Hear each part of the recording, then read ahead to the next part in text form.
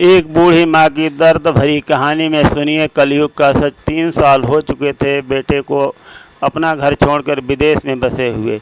इन 3 सालों में बूढ़ी माँ और भी ज़्यादा बूढ़ी हो गई थी। 75 वर्ष की सुलोचना देवी की याददाश्त काफ़ी कमज़ोर होती जा रही थी। उन्हें रोज़मर्रा की चीज़ें भी याद नहीं रहती थी, लेकिन जो उन्हें हमेशा याद रहता था वो उनका बेटा था। वो अपने बेटे को एक पल भी नहीं भूलती थी, हमेशा उसकी याद आती थी।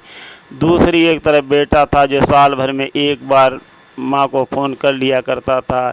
1-2 मिनट से ज़्यादा बातें भी नहीं किया करता था, फिर भी ये बूढ़ी माँ टकटकी लगाए अपने बेटे का इंतज़ार करती रहती थी। एक दिन बेटे का विदेश से फ़ोन आया कि हेलो हेलो, सुन रही हो ना माँ? अनिल बोल रहा हूँ, तुम्हारा बेटा। कैसी हो माँ? मैं ठीक ठाक हूँ बेटा, तुम और बहू कैसे हो और मेरा पोता कैसा है? माँ ने पूछा। सब अच्छे हैं माँ, मैं अगले हफ्ते गांव आ रहा हूँ तुम्हें लेने। हम सब साथ लंदन में ही रहेंगे। तुम्हारी बहू कह रही है कि माँ को यहाँ पर लेकर आओ, बेचारी अकेली वहाँ परेशान होती होगी, बेटे ने कहा।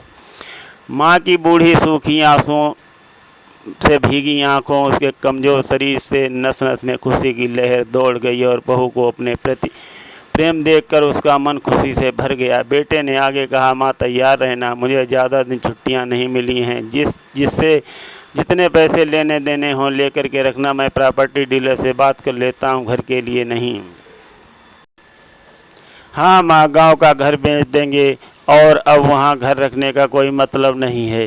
बुढ़ापे की वजह से ठीक से चलने में अक्षम माँ ने पूरे मोहल्ले में घूम घूम कर अपनी इस खुशखबरी को सबको सुनाया। सभी को खुशी हुई कि सबको लगा माँ जी के आखिरी दिन अपने परिवार के साथ खुशी से बीत जाएंगे। घर वापस आकर माँ ने अपने घर के कोने कोने को ऐसे देखा जैसे वो अपने दूसरे बेटे को देख रही हो।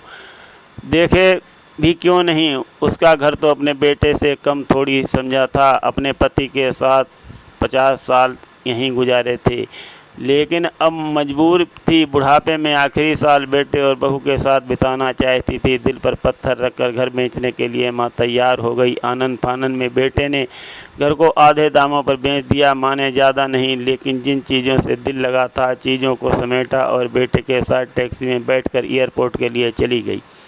एयरपोर्ट पर आकर बेटे ने माँ से कहा, माँ तुम यहाँ बेंच पर बैठो, सामान और बोर्डिंग पास की जांच कराकर मैं अभी आता हूँ। वहाँ वक्त लगता है और खड़ी रहना तुम्हें तकलीफ़ होगी, तुम यहीं आराम करो, मैं यूँ आया यूँ गया। माँ बेंच पर बैठ गई और बेटा अंदर चला गया। काफ़ी समय हो गया, बेटा वापस नहीं लौटा। माँ सोचने लगी ज़्यादा भीड़ होगी इसलिए देर लग रही होगी, अंधेरा होने आया, अब तो लोगों की चहलकदमी भी कम होने लगी। माँ को अब चिंता होने लगी। एक कर्मचारी ने आकर पूछा, किससे मिलना है माँ जी?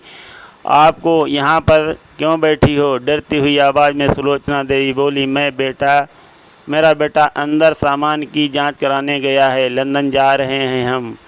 क्या नाम है माँ जी आपके बेटे का? कर्मचारी ने पूछा। अनिल है नाम मेरे बेटे का, सुलोचना देवी ने बताया।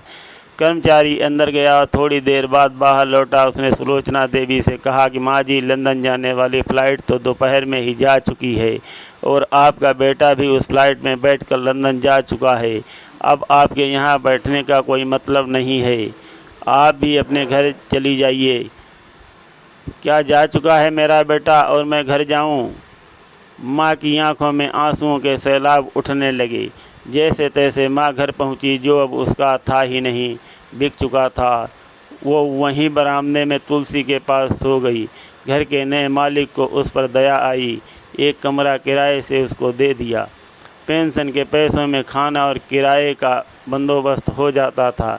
दिन बीतने लगे। कुछ दिनों बाद घर के नए मालिक ने सुलोचना देवी से कहा, माँ जी, आप अपने रिश्तेदारों के यहाँ जाकर क्यों नहीं रहती? इस उम्र में आपके लिए वही अच्छा होगा। अच्छा तो होगा बेटा, लेकिन अगर मेरा बेटा वापस आया तो उसका ख्याल कौन रखेगा?